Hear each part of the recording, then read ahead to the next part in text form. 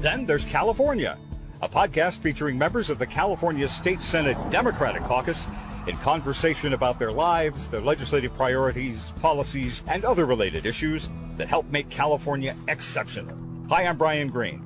One of the tragic ironies here in our robust, thriving, trendsetter state of California is that despite being the fifth largest economy in the world, despite our progressive climate change policies and air quality mandates and healthcare accessibilities, California still struggles in the fact that more than 1 million of its population have limited or no access to safe, clean water. Hundreds of public water systems in California do not meet federal drinking water standards and don't have the resources or infrastructure to address water treatment issues. So, residents across California have delivered to their home faucets every day water that is polluted with contaminants like arsenic, fertilizer nitrates, lead, percolate. Californians in certain parts of our state, particularly where we are right now in the Central Valley, are forced to reckon with the contaminated and unsafe water in their homes and schools. And often their source of safe potable water is what they bring home from the store in small bottles and big blue jugs in order to be able to cook and drink and bathe. And these families find that they are still paying their water bills to their local water agencies for tainted water that they can't or shouldn't use, doubling their personal costs for access to what is supposed to be an essential human right. We are, as we speak, here in eastern Fresno County, standing on the banks of the Kern Canal, the main water delivery source on this side of the valley, which has for generations supplied water to more than 30 irrigation districts and cities, including 15,000 family farms. On this edition of Then There's California, and as we stand here on the banks of the Kern Canal, we'll talk about the nexus of water quality, accessibility, and purity, particularly here in California's Central Valley. Melissa Hurtado is in a pivotal position here at the end of 2019 and going into 2020 to bring attention to Central Valley water issues. Melissa Hurtado is the freshman state senator who is just about to wrap her first year representing the 14th Senate District in California, which includes cities in Fresno, Kern, Kings, and Tulare counties. Senator Hurtado was born in Fresno, but has lived most of her valley life in the town of Sanger, just outside of Fresno, where, prior to coming to the Senate, she served on the Sanger City Council. Senator Melissa Hurtado, welcome back to Then There's California. Thank you. It's nice having you here. Welcome to the Southern Valley, Senate District 14. Tell us about where we are right now. So right now, we are right outside the city of Orange Cove, and we are at the Kern Canal. It's a canal that has water that's very critical to the Central Valley. Tell us about your home. Yes, so Senate District 14 consists of 1 million people, and it's close to 40 communities across the Senate District. It expands into 4 different counties, so parts of Fresno County, parts of Tulare County, parts of Kern County, and all of Kings County. When we talk about water safety and accessibility issues, it's admittedly hard for some of us metropolitan city folks to wrap our heads around this counterintuitive notion at the end of the second decade of the 21st century that people of California cannot drink their water. This water, which is a human right, which has always been sort of a currency of power in our state since the beginning of time. And here we are in this state of California, and some people can't drink it. Talk to us about the debate and the disparity about this. Water is extremely important to everyone, right, in California and across the nation, but particularly here in the Central Valley. And it's important because we have some of the most contaminated water in the state. Water plays a key role in our local economy, and it's what provides jobs and opportunities for the people that we have here. And it's the lifeline of our blood, and we heavily rely on it. It's so important to us.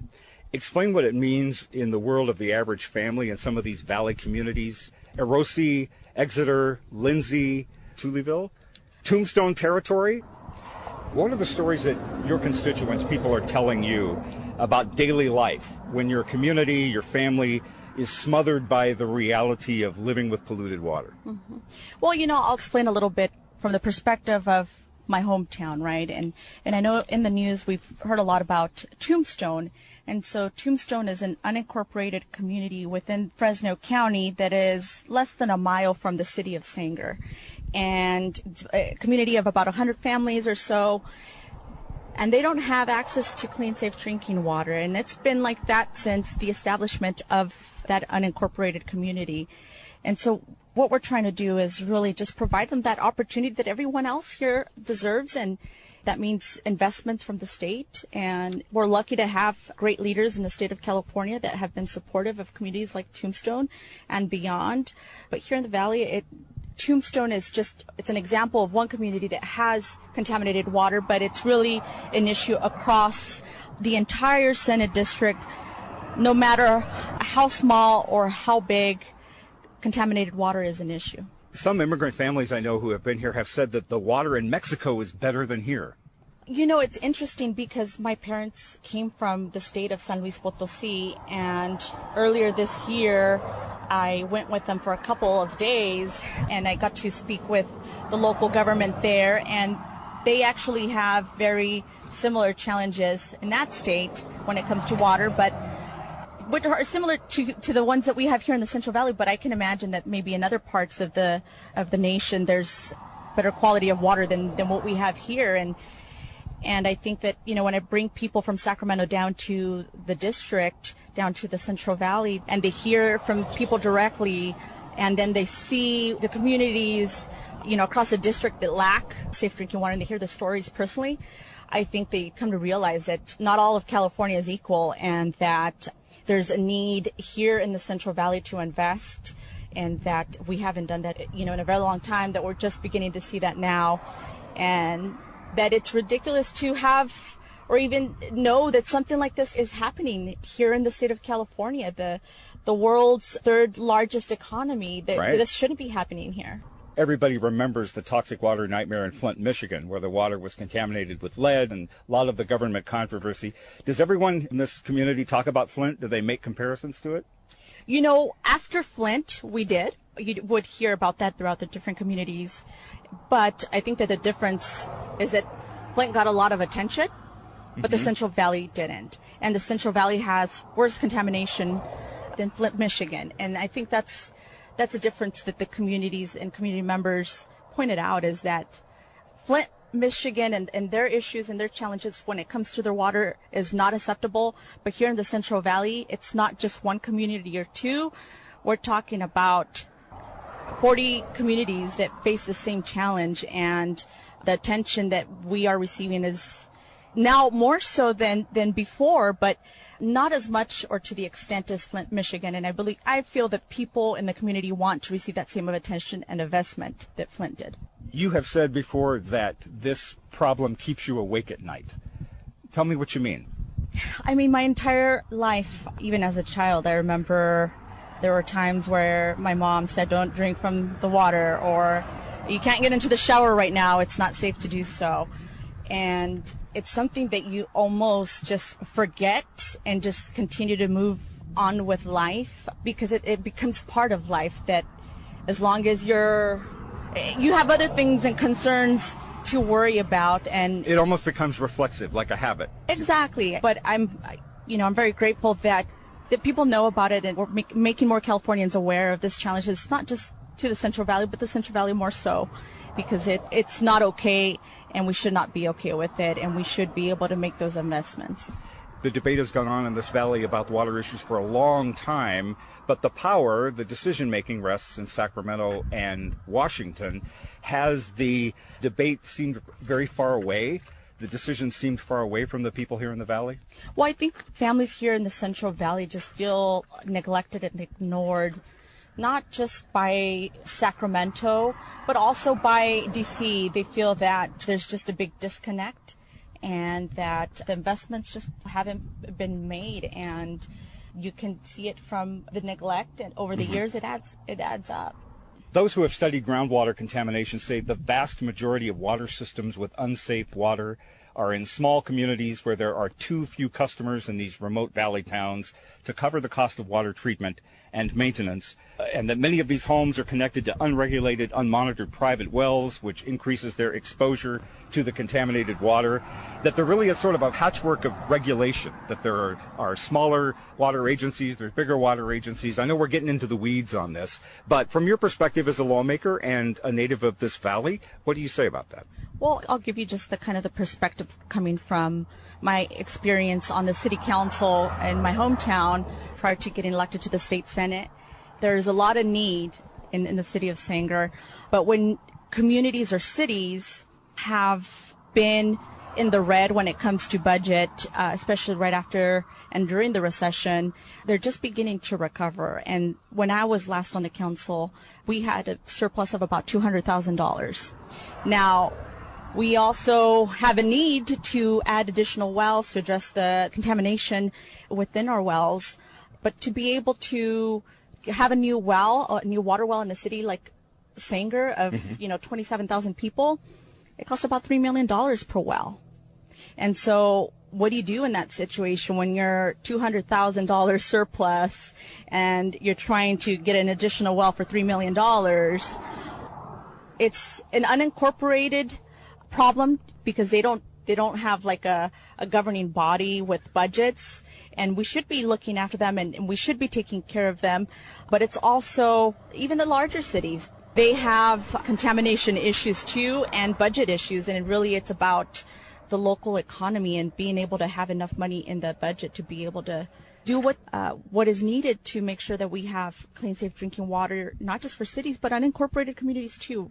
So it's a very complicated issue, and it comes down to resources. And it also, I think at the bottom line, and this is why, I always push for, we need to address poverty. We need to provide pathways and opportunities for families to do well and to get out of poverty, because it also is something that ends up bringing in revenue to communities so they can have the things that they need. Let's talk about some of the exceptional advancement toward clean water solutions that have happened this past year. We've fast-tracked here in 2019 when success and change in this valley seemed impossible to a lot of people. What happened this year? This year, I think that we've had for a very long time strong advocates in the valley that have fought for more for the valley. But I think that what's different this year is that we have leadership that is focused on the Central Valley, that sincerely cares about it and is wanting to make that investment in it as well. And what we saw this year is Senate Bill 200 by Senator Monning, which I'm very proud to be a co-author of, that we were able to get passed and work with the Assembly and work with the governor. And obviously the governor has been a big advocate for the Central Valley. He came down to the valley to sign it, right? Yes. To sign the bill this We fall. were very excited and very happy. And actually the children still remember him and still want him to come back, where he signed his first piece of legislation that dealt with providing additional money in the budget for clean, safe drinking water in schools. But then later thereafter, he signed Senate Bill 200 in Tombstone. I can only imagine how impactful that was for the community to have the governor of California come to their humble little city to sign a major state bill that affects them. Absolutely. They were just, really happy, and they want him back. They keep wanting him to come back and to visit. Every community that I'm in, when it comes to clean, safe drinking water, people just really appreciate everything that he's done, and they love having him here and they want him back. So SB 200 was a real reminder. It's taken a village to make this happen. Do you agree? I do agree. And I think that here in the Southern Valley, we consider ourselves to be very pragmatic people. And here in the Valley, we want to see government working together across the aisle. We don't like division, and they want government to work for us. And I think that that's kind of where all the frustration has been. But I think that here at the state level, they just really admire how Democrats and Republicans have worked together on SB 200 to get this done. What is it actually going to do? What's the timeline for unfolding it and making it a reality here for the Valley? So Senate Bill 200 appropriates $130 million annually to the fund over the next 10 years. right now, in its current stage, it's passed, it's been signed, money's allocated. Now they're working on the regulations of how it's going to get implemented. And as I mentioned, there's a lot of need, and it's a very costly thing, and especially with so many communities across the state needing funds to clean their water. And so, at the state level, the department is trying to figure out the regulations of how this money is going to be distributed. And so right now they just went and they had a deadline for a committee that is going to be formed on how to distribute these funds. And they should be selecting the committee members soon, and that money should be rolling out thereafter. I know agriculture, the industry, to its credit, has stepped up and has been willing to pay and be involved and have a voice in this process to help clean up the problems. One could say also that makes sense because it's some of their chemicals, some of their waste that is causing some of the problems in the water. I know they are your constituents as well. They're your farmers. They are California's fruit basket. But how do you as a lawmaker and, again, as a native of the Valley, look at their role and some of their fallout from this?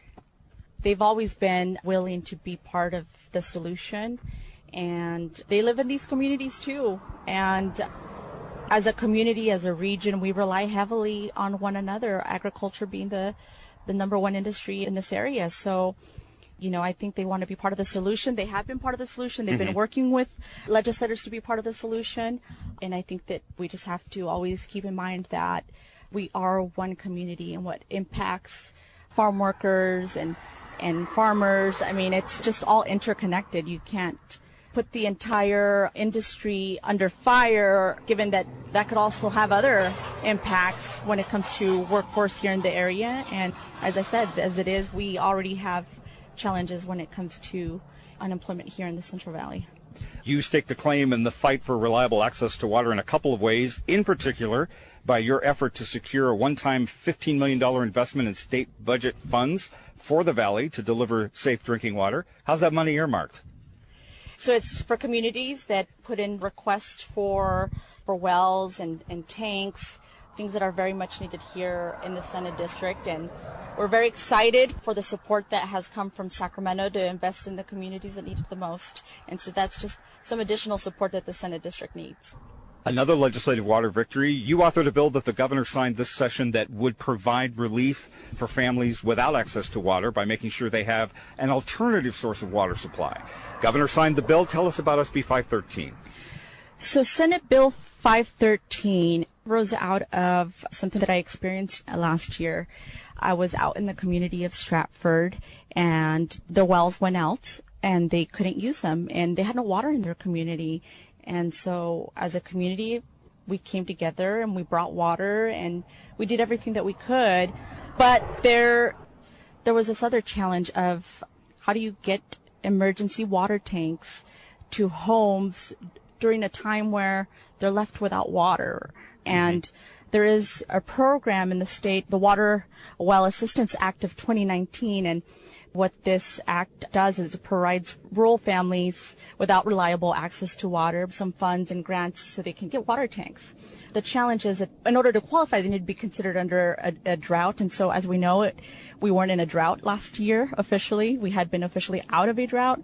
And so they couldn't qualify for emergency water tank. And so we partnered up with an organization here locally that has helped families across the valley for a very long time, Self-Help Enterprises, and we worked with other local governments to make sure that SB 513 could get passed. And basically what that did is that it fixed that part where it didn't have to be a drought, and it created $2.5 million additional funds for water tank and water supply in times of emergency. Senator, these are some really extraordinary victories. Extraordinary in the sense that they have come so quickly after so much waiting and worrying and frustration here in the Valley. How does that feel? This is all about my community and the members that I represent. And, while it feels like we've accomplished something big and something great, it's just one piece of a lot of challenges that we have here that we still need to address. And, there's still a lot of more work to be done in making sure that the Central Valley, the Southern Valley gets those funds to be able to do more. And it's not just about passing the bill and getting the budget allocations. It's about making sure that those budget allocations actually make it to the communities that need it. And it's about making sure that the regulations that are set in place at the state level through this legislation apply to the Southern Valley for communities that have always needed this. And so I know you mentioned earlier that this keeps me up at night. It continues to keep me up at night because this is just one issue in the Southern Valley that we face, and the fight for clean water is not over. It is not over. And passing the legislation and the budget is just part of it, but there's still a lot more work to be done. When you came to Sacramento as a state senator from the Valley, as you have said here, you have made it your goal to advocate for the Valley issues, water in particular, and you insisted that the state's leaders listen to you. Are people paying attention? I don't know, but I sure hope so. And I think that, I can't say that they're not, because SB 200 got passed, and SB 200 was signed in Tombstone in my Senate district, which is a community less than a mile away from my home that will be connected soon to the city of Sanger water as well. And so, I can't say that we are ignored or neglected or people are not paying attention, because I feel that people are, but I feel like I want the attention to continue on, and I want it to be, the attention to continue around water, but water and everything else that we need. This is a valley of immigrants, low income, many of them, as you have said, not a powerful constituency.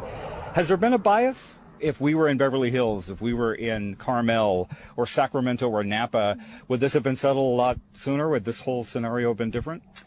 In a way, yes. We're different. We're very unique, and this is why I always stress of hearing not only me out, but I'm just a voice and the representative of the Senate district that has given me this great opportunity to represent them. Everything that I have to say about the issues and the challenges here are coming from the people themselves. It's not something that I'm necessarily putting together. It's something that when I'm out in the community and I'm talking to people, it's something that you hear it over and over and over again. Your communities recently convened a community meeting on the water issue. How did that go? Did everybody feel like their voices were heard? Is there positive consensus now with these bills signed, money allocated in the budget, that everybody's moving forward in tandem? The sense that we got, first and foremost, I think this was a very unique opportunity, which I'm personally very grateful for having the support and commitment from the Senate President Pro Tem's office, and then also having Anthony Williams come down on behalf of the governor's office, and Joaquin Escobar, who's the chairman for the water board. And I think the commitment to help the Central Valley when it comes to water is there. I think it's a big message to the Valley that folks are interested and we do care.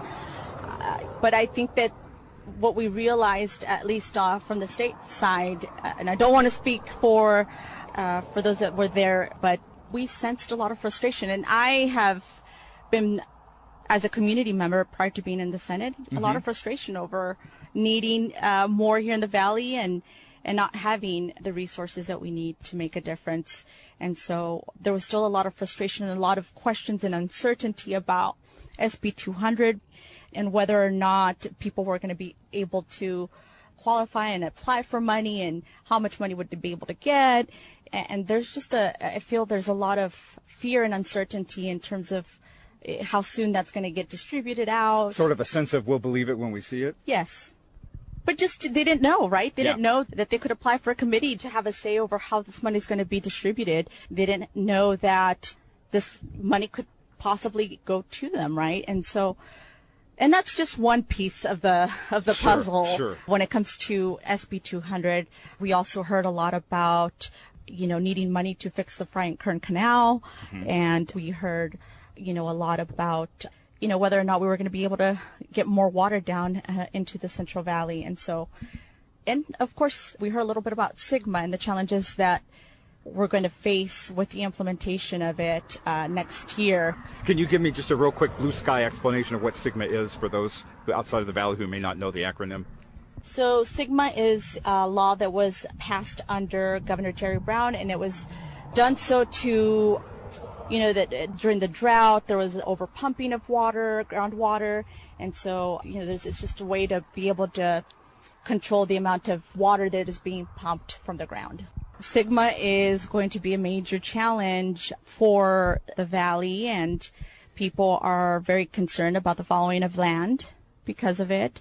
But you also have cities that are trying to figure things out, right? They're like, how can we, Sigma is going to come into place. You want us to build affordable housing, and the state is setting expectations on how many units need to be built when it comes to affordable housing. Well, you need water to be able to build the homes that we need, that the state is asking us to meet. And so how do you get that all done when you're being limited to the amount of water that you can use? All right, let's talk about where we are. You're such a gracious sport to come out here and meet me on the edge of this canal. It's part of a work in progress. It's, as I had mentioned earlier, it's a linchpin in this whole water debate. It's a federal canal, gravity fed, right? It's been around for 60, 70 years, generations delivering water from here in Fresno County to all parts of the South, Bakersfield as well. Part of the bounty that gives this area the rich reputation it has in agriculture. Tell me just what this canal and its history and its presence means to you as a native of this area. It's been part of your life, all your life, right? That's right. The Frying Current Canal is so important to me as it is to many across the Southern Valley, and it's a canal that provides water to farmers. It's also a canal that provides water to communities, just like the one that we're standing right outside of. Right, we're outside of the little town of Orange Cove, and as we look over here to the west, there's the canal, but right across on the other side is the subdivision of homes, I assume City of Orange Cove. Yeah, so as you can see, it's affordable housing units that are right next to the Frying Current Canal, and this is why water is so important in the valley. This community, the City of Orange Cove, has wells. They're all contaminated, so they rely on the Frying Current Canal for its water. And with the subsidence that has happened here on the Frying Current Canal, there's less water that is traveling down. So what that means is that there's less water that is coming to the communities, that is going to our farms. And it's been reduced by 60% of its carrying capacity. And so what we're trying to do in the bill that I authored, SB 559. SB 559, right? That's correct. So the bill sets up a policy framework to invest in the Frying Current Canal, and also provides controls should funding be secured for the project in the future. But this canal, although federally owned, is so critical to this region for families and for the community as a whole. This bill is still a work in progress. It didn't get out of the legislature this year, which is fine. We're ending the first year of a 2-year session, so you still have time to work on it. What was the delay? That's a great question. I know at the moment it currently sits in Assembly Appropriations. We will be taking the bill up in January, and it didn't die in appropriations in either the Senate or the Assembly. And so I think that is a major win. And at minimum, I think it's a win because we're able to continue the conversation of why the state should invest in the Frying Current Canal and how it's important to the communities that are here. Some of the critics, I assume a lot of environmentalists, are saying that throwing all the state money towards repair of this federal canal is, they put it, as a bailout for farmers, a subsidy for big ag, and that it's legislative overreach. What's your reaction to that criticism? Well, I know that the federal government has done its due diligence over its years in making sure that it gets the funding that it needs to have its full carrying capacity of water. But the reality is the Frying Current Canal, it shouldn't be about federal government versus state government. This is something that is about the people that live here. And all you have to do is come down here to where we're located, right outside the City of Orange Cove, and take a look. That, right next to the canal, we have affordable housing where a lot of farm workers live that rely on the jobs that this water carries down the valley. And so something needs to be done. And if the federal government is not doing, and if we have the ability to do it, we should invest in our people and our communities. An investment in the Frying Current Canal is an investment in the state of California and the people of California, more importantly. Do the taxpayers want it? Do the communities want it? Last year's election, the California voters rejected this huge water bond that included the repairs to this canal and I guess the Madera Canal. Is there some message taxpayers aren't getting that they should be getting about this? Do you have some convincing to do? Here in the Southern Valley, I would just say it's more about the people are just really, we're tired of being taxed, and I think that it was just more of, well, we could pass this, but are we going to see the money? And I think that that's probably more of a message sent to Sacramento than anything else. And I think that's really what it's about. I mean, that's what I've heard from a lot of different community members. But the support for the Frank Kern Canal itself, there's a lot of support behind it here in the Valley. We have bipartisan support in the legislature. And I think that this bill, I mean, goes to show how people can work together across the aisle for the sake of the communities and the people that we were elected to represent. And, you know, I have great principal co-authors on SB 559. To me, I see like the most beautiful thing is where you have, you know, members of both sides of the aisle and both chambers of the legislature that are working together to get this bill through over the next hurdle, because it's just so critical to our community. And we have a lot of support from city mayors to city council members all across the district. Before we go, I would be derelict in my duty if I didn't bring up climate change and drought, which I'm sure has complicated all of the politics and process in this. From your vantage point as a senator, how has drought and climate change complicated the project? During the time of the drought, given that there was less water in the Southern Valley, there was a need to pump more water out of the ground. And even then, like, wells were going dry because there's just not enough water in the valley. And it is about climate change and beyond, but it's part of the reason that subsidence has also occurred here in the Frank Kern Canal. Final question. Sure. Looking ahead to 2020, so much progress, you have agreements, you have funds earmarked, now you need action. What has to happen before you, Melissa Hurtado, can actually sleep at night? I don't know if that will stop even in fixing all the water challenges that we have here in the Senate district. But I think that the water roundtable was a great start to figuring out how we're going to get things done and how we're going to work together to solve problems, because we have to. You know, water is so important here in the Valley that we should not be divided. We need to be united, and we need to be working together to be successful when it comes to water and everything else. There's so much we could talk about on this issue. There's so many elements. I could keep you here till sunset dealing with these issues. But I so much appreciate you coming out here with me to this canal, educating us here as California listeners about this valley, this beautiful place with beautiful people. Thank you for joining me here. No, thank you for coming down to Senate District 14. I love when people outside of the Senate District come down and visit and just take a sincere interest in learning more about it.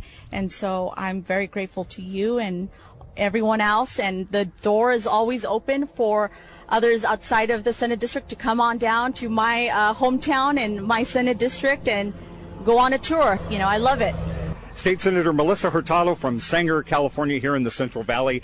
And that's a wrap for this edition of Then There's California, which is a production of the California State Senate Democratic Caucus, with technical assistance and great ideas and support from Martin Ashley and Brian Shadden and Rainier Sabiniano, McLeana Woods, Lisa Murphy, and the graphic design talents of Tim Davis. On behalf of State Senator Melissa Hurtado in the Central Valley in the 14th Senate District, and here on the threshold of the Frank Kern Canal in Fresno County, I'm Brian Green. Thanks for listening to Then There's California.